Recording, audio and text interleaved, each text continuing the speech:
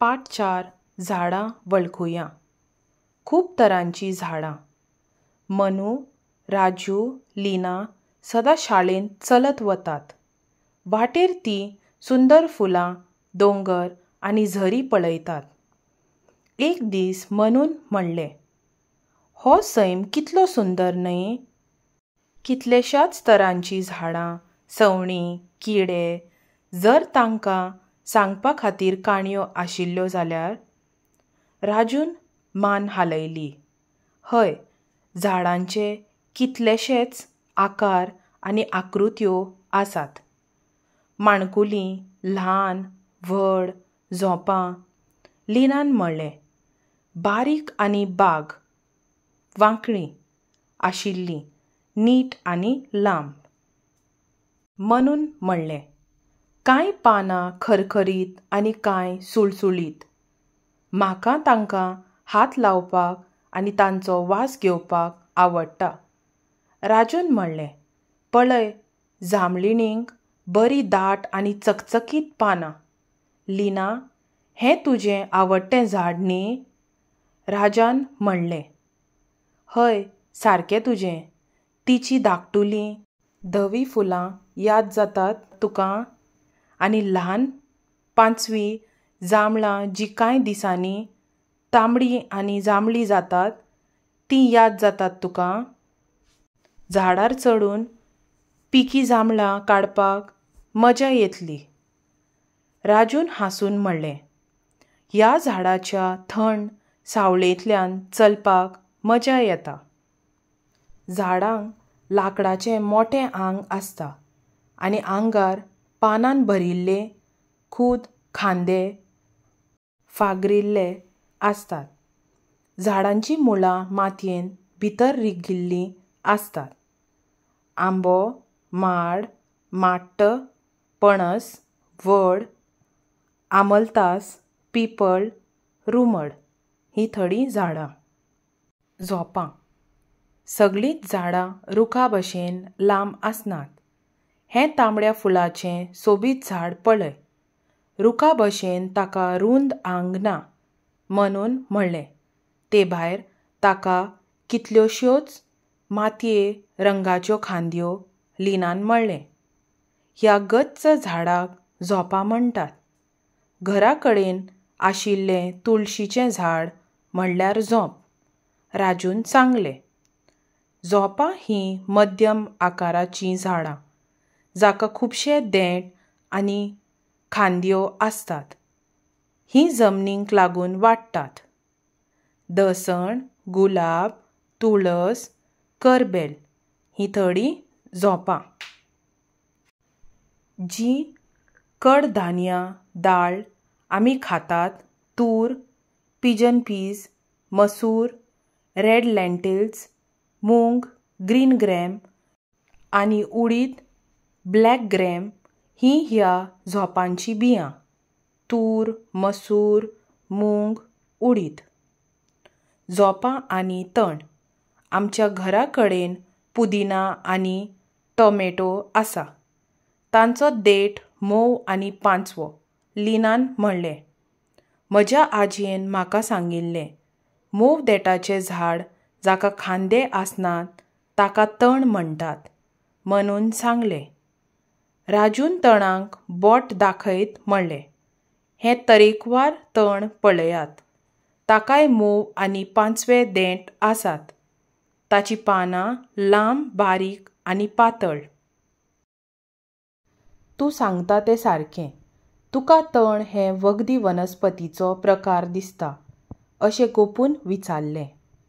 वखदी वनस्पत म्हणल्यार ल्हान झाड, ताचीं मोव कांडां, स्टेम, लाकूड जायना. तण हें एक तरेचे वनस्पताचो प्रकार. तणाचीं पानां पातळ आनी सपाट आसता आनी तांचीं कांडां पोकळ आसता. तुमच्या भोंवतणी वेगवेगळ्या प्रकारच्या तणांचेर नदर मारात आनी कितले प्रकार तुमकां दिसतात ते पळयात. पुदिना, टमाट, कोथमीर, सांसवां, रानवटी तण. तुमी कड्डण खातात तें म्हणल्यार भात, शीत, गंव, बाजरा, जवार, नाचणी आदी ह्यो सगळ्यो बियो व्हडल्या चारीच्यो. भात, शीत, गंव, बाजरा, रागी म्हणल्यार नाचणी, जवार, ऊस, बांबू. ऊस आनी बांबू हे उंच तरेचे तण.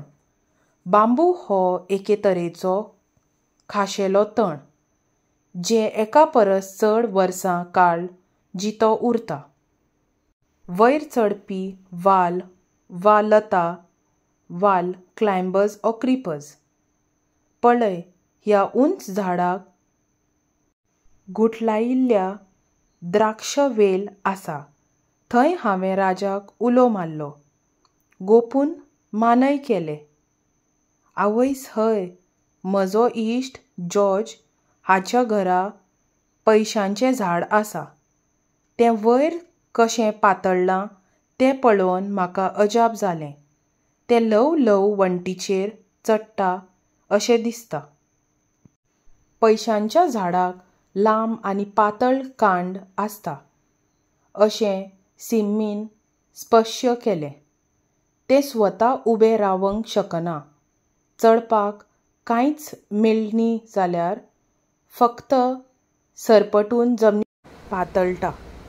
दुदयाची वेल लेगीत पयशांच्या झाडा सारकेंच. हांवें तें जमनीर पातळटा तें पळयलां अशें राज सांगता. वयर चडपी वाल वा लता वाल हांची कांड पातळ आनी लवचीक आसता. आदार मेळोवपा खातीर हेर वनस्पतींचेर चडून वाडपी वनस्पत जमनीवयल्यान सरपटून वाडटा. का. वयर चडपी वाल लेगीत आपलें जेवण ह्या व्हडल्या झाडां कडल्यान घेता, जशें मनी प्लांट, जुयो, पडवळ, काळिंग आनी दुदी भोपळो. पानांचो वास एकामेका परस वेगळो आसा. तुळस, कोथमिरी, करबील, पुदिना आनी लिंबू हाच्या पानांचो वास वेगळोच येता अशें म्हाका दिसता अशें राजान सिम्मीक सांगलें. सिम्मीन राजाक सांगलें, तुवें केन्ना आंब्याचें पान घासून ताचो वास घेतला? म्हाका जाल्यार तो वास आवडटा. राजान आनी म्हणलें, ह्या उलोवपांतल्यान म्हाका आंब्याच्या मोगाळ वासाची याद करूंक दिता. म्हज्या भावाक दिसना पूण ताका लागीं आशिल्ल्या खंयच्याय फळाचो वास रोखडोच येता, जशें आंबो, अनस, पणस, पेर वा जांबळ. वनस्पतीचो भाग. वनस्पती विशीं शिकता आनी वनस्पतीच्या जायत्या भागांची नांवां आमी वापरतात, जशीं मुळां, कांडां, पानां, फुलां, फळां आनी बियो. आतां टोमॅटोच्या झाडाचें चित्र पळोवया आनी वेगवेगळ्या भागांचें बारीकसाणेन निरीक्षण करुया. टमाटाचें झाड. ताची मुळां, दांडी, बी, फळ, पान आनी फूल. झाडांच्या सालीची वळख करून घेयात. साल म्हणल्यार झाडाच्या खोडावयलो भायलो भाग. झाडाच्या सालाक हात लाय आनी बारीकसाणेन ताका पळय. तुका ताचेर खंयची वनस्पत, जनावर वा किडे दिसतात? झाडाच्या सालीचेर कागद दामचे. परत परत ताचेर मेणाचो रंग वा पेन्सिल ताचेर भोंवडायतात. तुमचे कडेन कितें आसा तें पळयात. तुमकां खबर आसा, ऊसा पासून साकर तयार जाता. बांबू हें सगळ्यांत उंच तण. मिझोरामांतलो रॅफ्लेसियाचो फूल सगळ्यांत व्हडलो फूल आनी सत्रे इतलो व्हडलो आसा.